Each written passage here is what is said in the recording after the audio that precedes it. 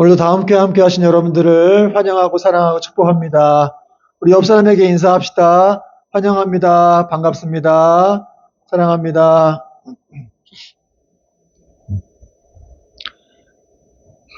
시원하죠, 여러분? 네. 교회는 시원하고 좋은 곳입니다. 네. 딴 데 갈 필요가 없어요. 교회 와야 됩니다. 오늘 말씀 제목은 누구를 예배할 것인가, 누구를 예배할 것인가라는 제목으로 말씀 전하겠습니다. 여러분, 예배가 무엇입니까? 오늘도 이렇게 예배 드리러 오셨는데 예배는 무엇일까? 물론 하나님께 우리가 찬송하고 기도하고 말씀을 듣고 하는 것도 예배죠. 그런데 사실은 그렇게 단순하게 그런 종교적인 행위만이 예배가 아니라는 거예요. 단순히 여기 와가지고 우리가 찬양하고 또 기도하는 것만이 예배가 아니다. 왜냐하면은 예배는 사실 내가 누구를 가장 중요시 여기고 누구를 가장 사랑하는지 또 누구에게 내 인생의 주권을 맡기고 살아가는지를 보여주는 것이기 때문에 그래요. 그래서 예배라고 하는 것은 지금 여기가 이 시간이 주일 오전 11시 반인데 12시 됐는데 이 시간에만 드리는 게 아니라 사실은 우리가 살아가면서 우리가 사람을 대하는 태도라든지 또 돈을 대하는 자세, 방식, 시간을 사용하는 방식, 인생의 어떤 이런 목표를 세우는 기준이라든지 혹은 기쁠 때나 슬플 때 내가 뭘 의지하는지, 내가 의지하는 대상이 무엇인지를 통해서 우리는 날마다 무언가를 예배하고 있는지를 알게 되는 거예요. 무슨 말인지 알겠죠? 예배가 여기서 그냥 단순히 이렇게 찬양하고 기도만 하는 게 아니라 우리 삶에서 내가 뭘 예배하고 있는지 어떤 걸 좋아한다든지 그걸 하나님보다 더 사랑하게 되면 그걸 예배한다.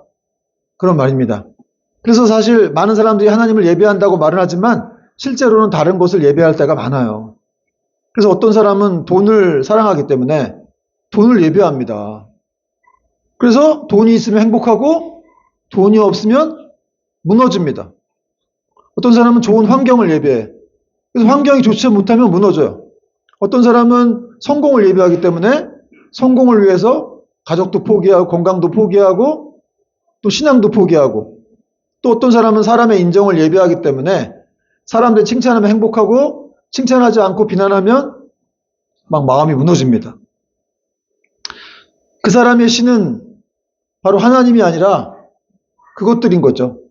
돈이라든지 사람이라든지 인정이라든지 이런 것이 바로 그 사람의 신인 거예요. 성경은 이것을 우상 숭배라고 말해요. 그러니까 우상은 반드시 어떤 눈에 보이는 나무라든지 돌로 만든 게 아니라 사실은 우리가 하나님보다 더 사랑하고 더 의지하는 것들, 더 두려워하는 것, 이것이 나의 우상이 된다는 거예요. 그래서 우리는 질문해 봐야 돼요. 나는 지금 누구를 예배하고 있는가? 여러분이 두려워하는 게 있죠. 그걸 예배하고 있는 거예요. 근데 여러분, 하나님을 예배해야 한다는 것이죠. 자, 오늘 말씀은 왜 우리가 하나님만을 예배해야 하는지, 왜 하나님만 예배를 받으셔야 되는지를 설명하고 있는데 1절과 2절 보니까 오라, 우리가 여호와께 노래하며 우리의 구원의 반석을 향하여 즐거이 외치자. 2절, 우리가 감사함으로 그 앞에 나아가며 시를 지어 즐거이 그를 노래하자. 여러분, 이게 시편 95편은 다윗이 지은 시예요. 여러분, 다윗이 정말 시를 많이 졌죠. 정말 다윗은 하나님을 사랑하고 예배를 사랑하는 사람이었는데 지금 1절에 보니까 오라 그랬어요. 오라. 오라. 누구에게 얘기하는 거예요? 불특정 다수의 사람들에게 오라는 거야. 왜? 와서 하나님께 예배 드리자 이거야. 오라. 하나님께 노래하자. 하나님을 예배하자. 이런 말이에요. 그러므로 여러분, 우리도 혼자만 예배 드릴 게 아니라 사실은 사람들을 데리고 와서 같이 예배를 드려야 돼요. 가족들을 데리고 오고 또 사랑하는 또 친구들, 이런 사람들 데리고 와서 함께 예배 드려야 할 줄로 믿습니다. 그리고 다윗은 하나님을 어떻게 소개했냐면 하나님을 구원의 반석이라고 소개했어요. 그래서 이 구원의 반석에 오라는 거예요. 그분께 우리가 예배를 해야 한다는 것이죠. 구원의 반석. 여러분, 반석이 뭐예요? 큰 바위를 얘기하는 거잖아요. 반석은 의미가 어떤 거냐? 피난처. 또 흔들리지 않죠, 반석은. 그러니까 하나님은 이스라엘을 구원하시는 그런 피난처가 되시고 구원해 주시는 분도 되시고 또 흔들리지 않게 하시는, 사람들을 흔들리지 않게, 또 그들에 대해서 이렇게 신실한, 결코 변함없는 사랑을 보이시는 그런 하나님이시니까 그분께 너희들이 나와서 예배 드려야 된다. 이런 얘기를 지금 다윗이 하고 있는 겁니다. 여러분, 신약에서의 구원의 반석은 누굽니까? 예수 그리스도시죠. 우리의 예수님. 그래서 예수님은 우리의 피난처가 되시고 우리의 구원자가 되시기 때문에 예수님을 예배해야 하는 거예요. 자, 그리고 두 번째, 다윗은 또 그런 구원의 반석이신 하나님께 감사함으로 나가자. 2절, 여러분 2절 읽어보세요. 시작. 우리가 감사함으로 그 앞에 나아가며 시를 지어 즐거이 그를 노래하자. 왜 하나님께 감사함으로 나아가야 될까요? 왜 하나님께 감사해야 돼요? 감사는 하나님이 하나님 되심을 인정하는 믿음의 표현이기 때문이에요. 우리가 피조물로서 창조주이신 하나님을 감사해야 되겠죠. 그래서 기도할 때도 먼저 하나님 감사합니다. 이렇게 시작하는 거예요. 그게 믿음의 표현인 거예요. 그럼 믿음이 없으면 하나님께 감사하지 않겠죠? 뭐예요? 나한테 이렇게, 나를 이렇게 고난시켜, 나를 이렇게 어렵게 만들고, 나를 힘들게 만들어 놓고, 뭐 그렇게 기도할 수도 있긴 한데, 어쨌든 믿음 있는 사람들은 감사합니다. 이렇게 시작하는 거죠. 감사하지만, 그러나, 안 감사할 때도 있어요. 진짜 이런 식으로 하실 거예요. 저도 다 생각이 있습니다. 막, 이렇게 한다든지. 그러나 어쨌든 여러분, 감사라고 하는 건 예배의 꼭 필수 요소다. 여러분, 그런 우스갯소리로 그런 말이 있어요. 이 호남 지역에서는 이 잔치에 빠지지 않는 음식이 있다 그래요. 뭐예요? 호남 지역의 잔치에 빠지지 않는 음식. 이게 없으면 잔치가 성립이 안 된대요. 맞아요. 홍어가 빠지면 호남 지역에서는 잔치가 성립이 안 된다고 합니다. 그렇듯이 예배에 감사가 빠지면 안 되는 거예요. 아니, 하나님께 예배 드리는데 감사가 없으면 어떻게 되겠어요? 여러분, 또 감사를 왜 해야 되냐면, 감사라고 하는 건 우리의 시선을 어떤 문제에서 하나님께로 옮겨 넣는 통로가 되게 하기 때문에 그렇습니다. 자, 또 다윗은 하나님만 예배해야 되는 이유에 대해서 하나님은 모든 것들 위에 계신 왕이시기 때문이다 라고 얘기해요. 3절 보니까 여호와는 크신 하나님이시요 모든 신들보다 크신 왕이시기 때문이로다. 하나님은 크시다. 이런 말을 지금 몇 번 반복하고 있어요. 여호와 하나님이 크시기 때문에 예배해야 된다는 하면서 하나님은 모든 신들의 왕이시다. 크신 왕이시다. 이렇게 표현했는데, 그러면은 하나님 말고 또 다른 신들이 있는 걸까요? 그런 얘기를 하는 게 아니라 다른 신은 없습니다. 하나님 말고는 다른 신이 없어요. 여기서 말하는 신들은 어떤 신들이냐면 당시 고대 사람들은 다 지역 신들이 있어요. 지역을 보살피는 신들. 그런 신들, 아니면 또 세상의 어떤 돈이라든지 권력, 또 어떤 힘이 있는 사람, 이런 사람들, 명예, 이런 걸 다 신이라고 여겼어요. 지금도 그렇지 않나요? 지금도 돈을 신처럼 여기잖아요. 사람을 신처럼 여기기도 하고. 그렇죠? 어떤 막 연예인들, 막 스타들을 바라보는 그 팬들의 눈을 보면 정말 진짜 하나님처럼 그렇게 그 연예인을 막 바라보잖아요. 자기가 좋아하는 연예인을. 그렇기도 하고, 돈을 사랑하는 사람은 돈이 신이기도 하고, 그래서 만몬신이란 말이 있는 거예요. 돈이 그만큼 절대적인 위치에 있기 때문에 지금 현대사회는 그런 것들이 다 신처럼 여겨지고 있지만 사실 그런 것들은 아무것도 아니라는 거예요. 그냥 하나님이 창조하신 피조물에 불과하다. 그러나 그런 피조물과는 달리 하나님은 엄청나게 크신, 그 모든 것들을 만드신 권능의 왕이시고 그 모든 것들 중에 다 이렇게 참된 왕이시다. 높은 참된 왕이시다. 이런 말을 지금 다윗이 하고 있는 거예요. 그리고 다윗은 또 하나님이 왜 크신 분인지를 또 설명하고 있는데 4절 5절 같이 한번 읽어봅시다. 4절 5절 시작. 땅의 깊은 곳이 그의 손 안에 있으며 산들의 높은 곳도 그의 것이로다. 바다도 그의 것이라. 그가 만드셨고 육지도 그의 손이 지으셨도다. 왜 하나님이 그렇게 크시고 높으신 거예요? 창조주예요. 여러분, 땅의 깊은 곳도 그의 것이고 그가 만드셨고, 또 에베레스트 산 같은 뭐 굉장히 높은 산들, 험준한 산들도 하나님 만드셨고 그의 것이고, 또 바다도 육지도 다 그분이 만드셨다.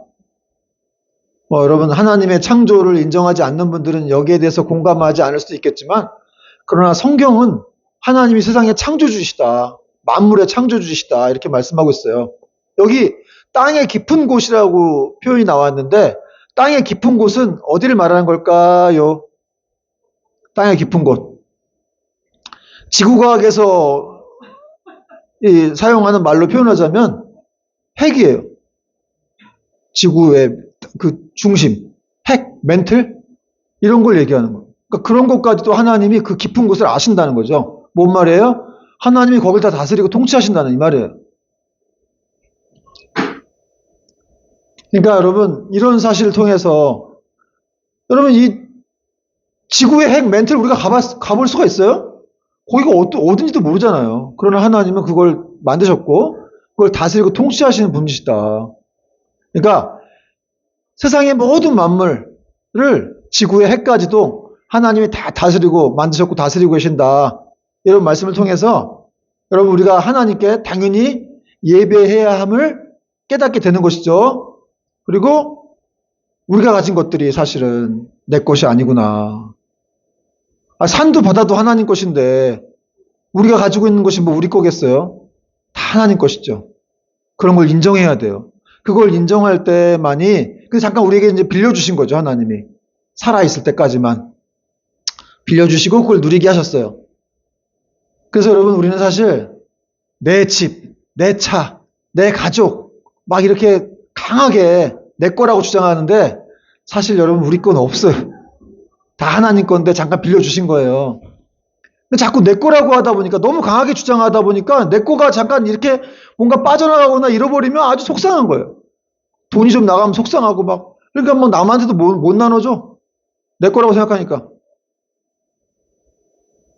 내 거라고 생각하니까 하나님께도 못 드려요. 너무 아까우니까.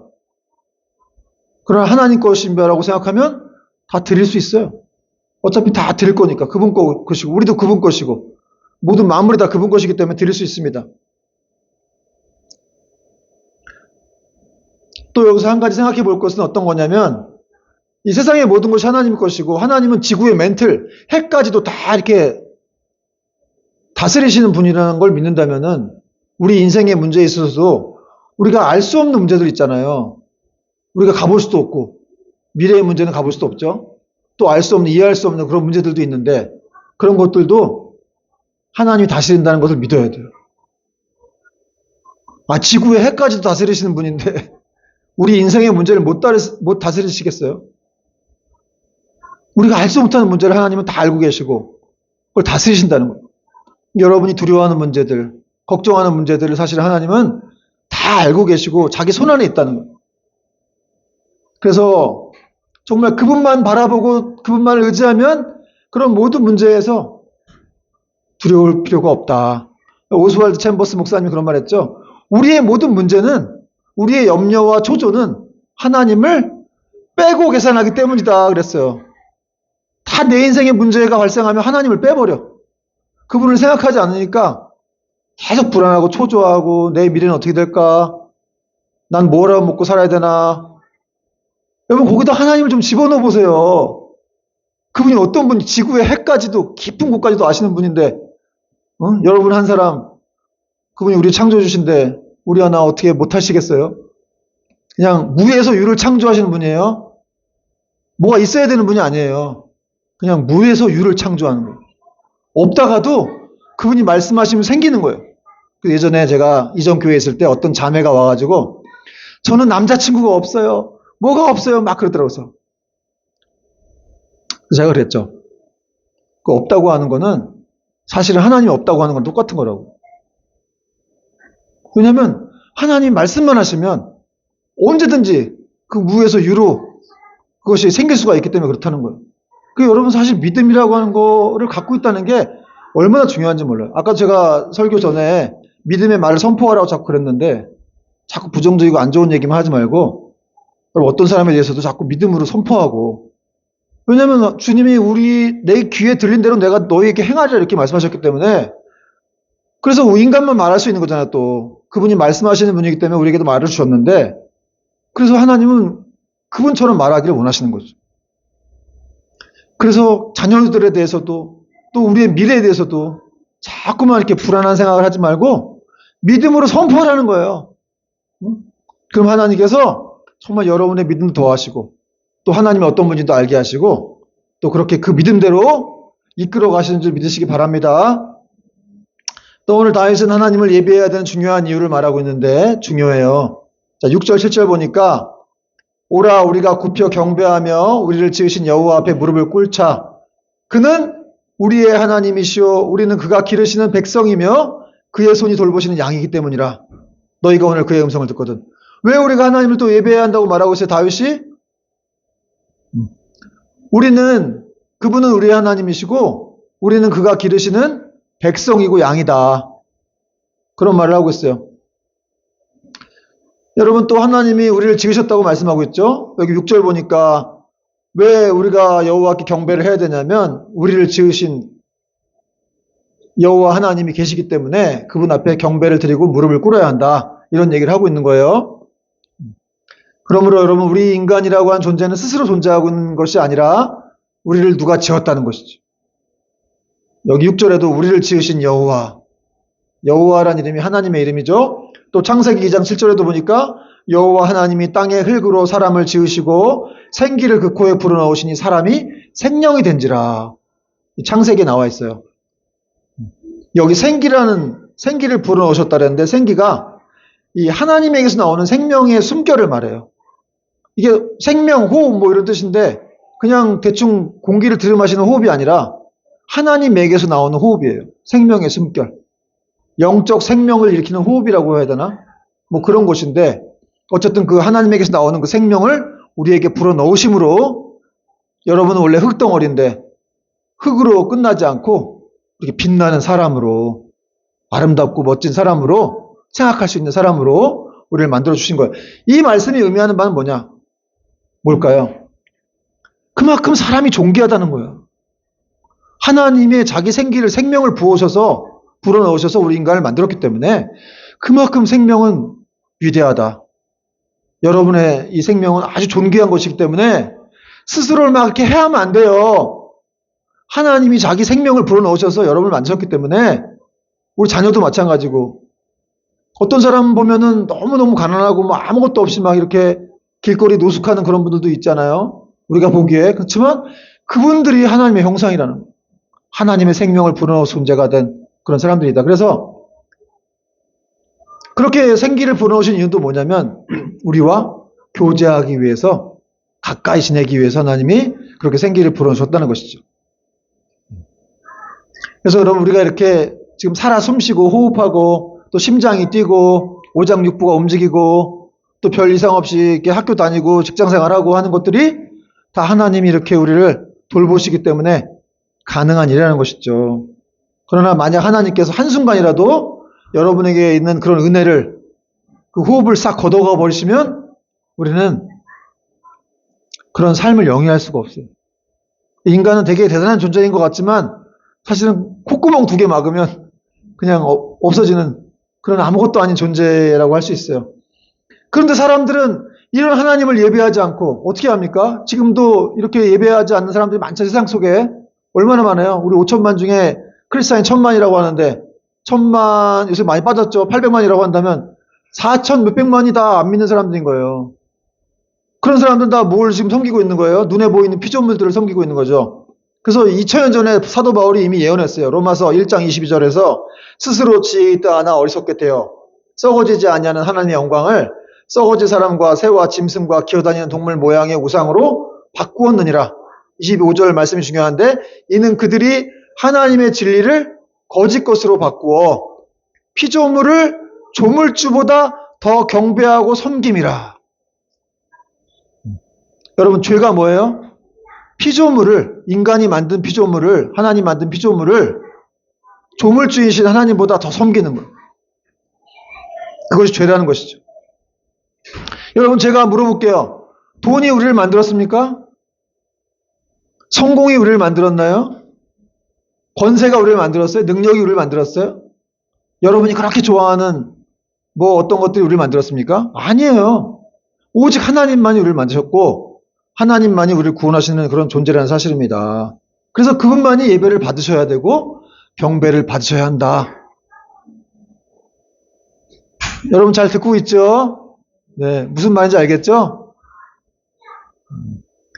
여러분에게서 참 좋은 거는 여러분이 안 자고 잘 듣고 있다는 게 너무너무 감사하고 좋은 것 같아요. 이렇게 자꾸 듣다 보면 여러분 믿음은 어떻게 생겨요? 들으면서, 그리스도의 말씀을 들으면서. 그래서 일주일 동안 맨날 유튜브만 보지 말고 세상 소리만 듣지 말고 하나님 말씀을 읽고 들어야 돼요. 어떻게 하면 강력한 믿음이 나는 왜 이렇게 믿음이 없을까? 맨날 믿음이 없을까? 괴로워하지 말고 말씀을 들으라는 거예요. 제가 설교하는 이 말씀도 주일에만 한 번 듣지 말고 좀 주중에도 틀어서 들어보고 또 제 설교만이 아니라 또 설교 잘하시는 분들 많잖아요. 그런 분들 설교를 들을 때 또 성경을 읽고 묵상할 때 또 성경도 소리내서 읽으면 그 소리가 들리겠죠? 그렇게 들리게 해야 돼요. 그럼 마귀도 싫어하고 하나님은 기뻐하시고 여러분의 믿음은 자라는 것입니다.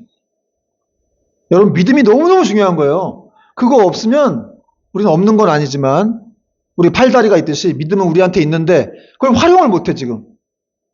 사실 믿음이 있다면 얼마나 큰 일을 하는지 몰라요. 여러분은 다 그런 잠재적으로 하나님의 능력의 사람들인 줄 믿으시기 바랍니다. 여러분 안에 예수님이 있는데요. 그러니까 믿음이 있는 거죠. 근데 자꾸 그분하고 교제하지 않으려고 하고 자꾸 세상 쪽으로 기웃기웃거리니까 악한 마귀는 신난 거죠 뭐. 좋고 믿음이 생길 길이 없으니까. 그럼에도 불구하고 우리가 이렇게 막 망하지 않고 쓰러지지 않는 건 그냥 하나님이 기본적으로 붙드시고 있는 거예요. 계속 붙드시고 있는 거예요. 그러나 뭐 몸이 좋아지려면 저기 운동해야 될 거 아니겠어요? 헬스장 가서 근육을 막 단련하고 그렇듯이 우리 영적인 근육도 계속 이렇게 만들어 가야 그렇게 우리는 믿음이 좋아질 수 있는 거예요. 또 여러분 믿음이라고 하는 건 현장에 생기기 때문에 사실 현장에 많이 나가야 돼요. 말씀 들음과 함께 현장으로 나가라. 현장이 어디예요? 삶의 현장. 거기 어려움도 있잖아요. 부딪히면서 선교의 현장. 이런 현장으로 나가야 믿음이 생기는 거예요. 거기서 하나님이 어떤 일을 역사하실지 모르기 때문에. 그러나 중요한 거는 어떤 상황이라도 하나님이 나를 붙들고 있다. 이 지구의 핵을 붙잡고 있잖아요. 하나님이. 이 지구를 붙잡고 있잖아요. 바다를 붙들고 있고. 바다가 왜 여러분 해일이 자꾸 넘어와서 육지를 안 넘어온 줄 아세요? 하나님이 바다를 붙들고 있다고 얘기하고 있어요. 욥기 같은 거 보면은 하나님이 그 바다를 붙들고 있어서 그 모래사장을 넘지 못한다는 거예요. 그러신 분이라고 말씀하고 있습니다.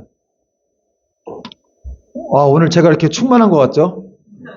제가 생각할 때도 참 어제 뭘 잘못 먹었나? 이제 뭐 홍어를 먹었나 제가? 그런 생각이 드는데 하여튼 여러분 제가 이 말하고자 하는 바가 뭔지를 여러분 우리가 왜 하나님만을 예배해야 되고 얼마나 이분이 우리를 사랑하시는 분이고 우리에게 믿음을 주시는 분이고 우리 지금 삶을 다 돌보시는 분이 아니겠습니까? 이분을 예배하지 않으면 누구를 예배하겠습니까? 여러분 그렇다면 우리가 드리는 이 예배의 중심엔 누가 계실까요? 이 예배의 중심엔 누가 계실까요? 예수님.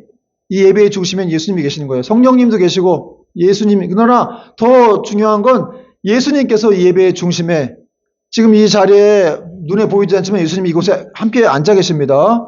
그래서 제가 사실은 여러분에게 설교하는 것처럼 보이지만 사실은 저는 예수님께 예배드리는 거예요. 저도.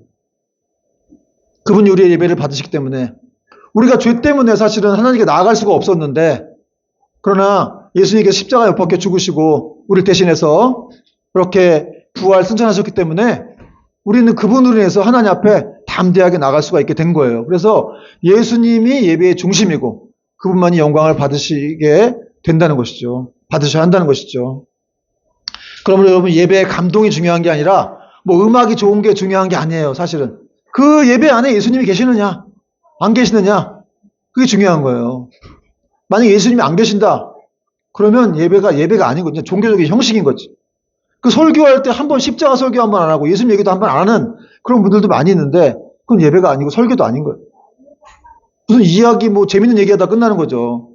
그러나 우리의 예배는 예수님이 받으시고 또 그 예수님을 통해서 우리가 또 모든 이 삶을 영위하기 때문에 우리 예배의 중심에 예수님이 계시는 것이다. 자 그러면 하나님의 다른 것들을 예배하면 어떻게 될까? 결국 무너지게 되겠죠. 하나님 외에 다른 것들을 예배하면 왜 하나님 외에 다른 것들을 예배하면 무너지게 될까? 망하게 될까? 그 우상들은 우리를 구원할 수가 없기 때문에 그렇습니다.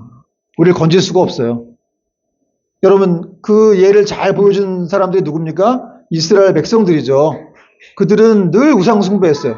하나님이 늘 택한 백성이고 사랑하는 백성이라고 늘 말씀하셨지만 그럼에도 불구하고 늘 그냥 원망하고 또 하나님 대신에 다른 우상들을 섬기고 좋아하고 그랬기 때문에 결국 나라가 망했죠, 이스라엘이. 여러분, 돈이라고 하는 것이 우리를 병들었을 때 병원까지 데려갈 수는 있지만 그것이 우리를 구원할 수는 없습니다. 우리의 생명을 연장할 수는 없다는 것이죠. 또 명예라고 하는 것도 죽음 앞에서 아무 힘이 없다는 것이고 또 어떤 사람도 영원히토록 우리 곁에 있을 수가 없습니다. 그러나 하나님만은 영원하시고 변하지 않으시기 때문에 우리를 끝까지 사랑하시고 끝까지 함께 하시며 우리를 지켜주신다는 거예요. 그래서 하나님을 예배하는 사람은 결코 흔들리지 않습니다. 우리가 또 하나님을 예배해야 되는 이유가 있는데 이 예배자는 하나님을 닮아갑니다. 여러분, 사람은 자신이 바라보는 것을 닮아간다는 말이 있죠. 그래서 부부간에도 서로 닮아간다는 말이 있어요. 사랑하고 서로 바라보면. 그렇듯이 우리가 돈을 바라보면 쾌락적인 어떤 이런 좀 탐욕적인 사람이 되죠. 돈만 바라보면. 돈을 예배하면. 그리고 권력을 예배하고 바라보면 교만해지고 또 쾌락을 예배하면 죄의 종이 되는 거예요. 그러나 하나님을 예배하면 하나님을 닮아갑니다. 그분의 말씀이 들어오기 때문에 우리가 그분을 닮아가는 거예요. 하나님의 사랑을 담고 하나님의 거룩함을 담고 하나님의 온유함을 담고 하나님의 믿음을 닮아가는 것이죠. 고린도후서 3장 18절을 말씀합니다. 우리가 다 수건을 벗은 얼굴로 거울을 보는 것 같이 주의 영광을 보매 그와 같은 형상으로 변화하여 영광에서 영광에 이르니 곧 주의 영으로 말미암음이라. 여러분, 우리가 주의 영광을 바라볼 때 그와 같은 형상으로 변화된다는 것이죠. 여러분, 예배는 단순한 종교 활동이 아니라는 거예요.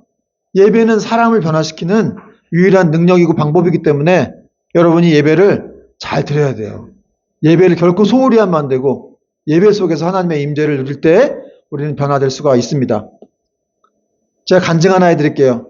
예전에 제가 들은 얘기인데 이 서빙고 쪽에 있는 큰 교회에 어떤 박수무당이 예배를 드리러 나왔다는 거예요. 전도가 됐는지 그냥 왔는지 모르겠는데 어쨌든 박수무당이 나왔으니까 신기한 일이죠. 근데 박수무당이 예배 끝나고 나서 목사님이 어떤 분인가 싶어가지고 앞으로 막 달려나갔대요. 그래가지고 목사님을 딱 보고 있는데 목사님이 계단에서 이렇게 내려오고 있는데 이 무당의 간증이에요. 갑자기 목사님 뒤에서 엄청난 후광이 막 비치더라는 거예요. 여러분, 목사가 그런 존재입니다. 제 뒤에 후광이 보이시나요? 네, 죄송해요. 여러분, 그래서 그 후광을 봤는데 갑자기 그 후광을 보더니 무당이 어떻게 된지 아세요? 바로 이렇게 꼬꾸라졌어요. 꼬꾸라져가지고 이제 예수님을 진짜 만나게 된 거예요. 그래가지고 맨날 예배 때마다 앞에 나와가지고 앉아서 이렇게 막 손 들고 막 눈물 콧물 다 흘리는 그런 사람이 된 거예요. 무당에서. 정말 놀라운 일이 벌어진 거죠. 여러분, 예배가 이렇게 힘이 있다는 거예요. 근데 이 무당이 한번 목사님 찾아와서 이런 말을 하더래요. 사실은 내가 좀 얼마 전 예전에부터 이렇게 미리 선약을 받아놓은 그런 굿들이 있는데 그걸 좀 돌아가서 해주면 안 되겠냐 뭐 이런 얘기를 하면서 부탁을 해가지고 목사님이 그러면 가서 하고 오라고 그랬다고 합니다. 저 같으면 안 보낼 것 같은데 목사님은 너그러우신 분인지 보냈어요. 근데 이분이 재밌는 게 뭐냐면 돌아가가지고 자기들 고객들한테 그런 말을 한다는 거예요. 사실은 내가 지금 예수 믿고 있다. 사실 지금 내가 예수 믿고 있어가지고 지금 내가 지금 효용이 없다. 효용이 없어서 해도 소용없을 건데 어쨌든 너희들도 예수 믿어라. 그럼 참 좋다. 이런 말을 했다고 하는 거지.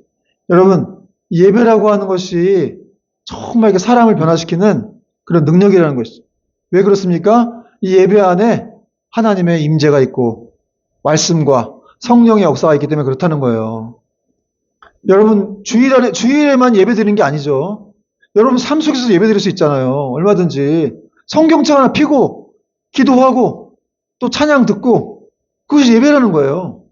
그곳에도 하나님이 임재하신다는 것이죠. 그렇게 임재할 때 여러분의 믿음이 생기고 또 은혜가 넘치는 그런 삶을 살 수 있게 된다는 것이죠. 마지막으로 여러분, 천국은 영원한 예배의 장소라는 사실을 장소라는 것을 알려드리고 마치겠습니다. 여러분, 성경의 마지막 책인 요한계시록을 보면 천국을 묘사하는 장면이 나오는데 거기 천국에 어떻게 묘사되어 있어요? 수많은 천사들과 성도들이 보좌에 앉으신 하나님과 어린 양 되신 예수님을 예배하는 모습이 나와요. 찬양하고 예배합니다. 천사들은 거룩하다, 거룩하다, 거룩하다, 주 하나님 곧 전능하신 이여라고 하나님을 찬양합니다. 거룩하심을 끝없이 찬양하고, 또 24장로들 들어보셨죠? 24장로들은 우리 주 하나님이여 영광과 존귀와 권능을 받으시는 것이 합당합니다. 이렇게 또 하나님을 찬양하는 모습이 나와요. 또 계시록 5장 12절에도 보면은 예수님을 예배하는 모습이 나옵니다. 죽임을 당하신 어린 양은 능력과 부와 지혜와 힘과 존귀와 영광과 찬송을 받으시기에 합당하십니다. 이런 말씀을 하는 내용이 나와요. 여러분, 한마디로 이 천국이라고 하는 것은 그냥 황금으로 수놓고 뭐 그런 아름다운 보석이 깔려있는 그런 내용도 있긴 하지만, 천국은 그런 황금으로 깔려있는 그런 길이라기보다는 거기에 왜 천국이 아름답고 그렇게 복된 곳이냐? 거기에 하나님이 계시기 때문에, 그 천국에 예수님이 계시기 때문이죠. 여러분, 우리가 지금 눈에는 이 땅에서는 하나님을 볼 수가 없잖아요. 이 땅에서 하나님 보게 되면 죽을 수밖에 없는데 그렇게 써있기 때문에, 그러나 우리 천국에 가게 되면 우리가 예수님을 볼 수가 있는 거예요. 하나님을 눈으로 볼 수 있는 거예요. 너무너무 기대되지 않습니까? 별로 기대가 안 되시는 것 같은데. 여러분, 정말 하나님 보고 싶지 않아요? 어떻게 생기셨는지? 물론 사람처럼 생기지 않으셨습니다. 그러나 예수님을 보고 싶지 않아요? 그 죽음, 어린 양 되신 예수님. 나를 그렇게 사랑하시는 분. 바로 그 천국에 가서 드리게 될 예배를, 우리가 사실은 이 땅에서 우리 구원의 목적도 사실은 우리가 하나님만을 예배하는 백성을 만들어서 예배 속에서 하나님의 임재를 경험하면서 이 땅에서 미리 천국 예배를 연습하는 거예요. 그리고 그것을 경험하게 하는 것이 바로 이 땅에서의 구원의 목적이고 또 예배의 목적입니다. 여러분, 지금 우리가 이 땅에서 많이 힘들고 어려울지라도, 그러나 우리가 이 땅에 이 하나님 백성이 돼서 지금 우리가 천국 예배를 미리 연습하고 있다는 거예요. 장차 들어갈 그 천국을 연습하고 또 그 하나님의 은혜를 경험하고 맛보고 있다고 하는 것이 이 성도로서 얼마나 이거 복되고 축복스러운 일인지 우리가 그걸 깨달아야 됩니다. 여러분, 질문 드리겠습니다. 여러분은 지금 누구를 예배하고 있습니까? 정말 하나님만을 예배하고 있습니까? 하나님을 예배하고 있다고 하지만, 입술로 고백하지만, 그러나 정말 돈을 사랑하고 돈을 예배하고 있지는 않는지, 좋은 환경을 예배하고 있지는 않는지, 자녀를 예배하고 있지는 않는지, 성공과 인정을 거기 목말라하면서 어떤 사람의 인정을 예배하고 있지는 않는지, 그걸 우리가 생각해 봐야 한다는 것이죠. 그러나 그런 것들이 아무 소용없다는 것. 그런 것들을 우리는 구원할 수 없어요, 우리를. 그러나 하나님은 우리를 구원하시고 우리를 사랑하시고 끝까지 우리를 붙드시는 그런 분이시기 때문에 우리는 오직 하나님만 예배를 드려야 한다는 것이죠. 여러분, 이러한 믿음으로 또 한 주도 또 계속해서 말씀 묵상하고 들으시면서 또 승리할 수 있는 여러분 될 수 있기를 주님의 이름으로 축복드립니다.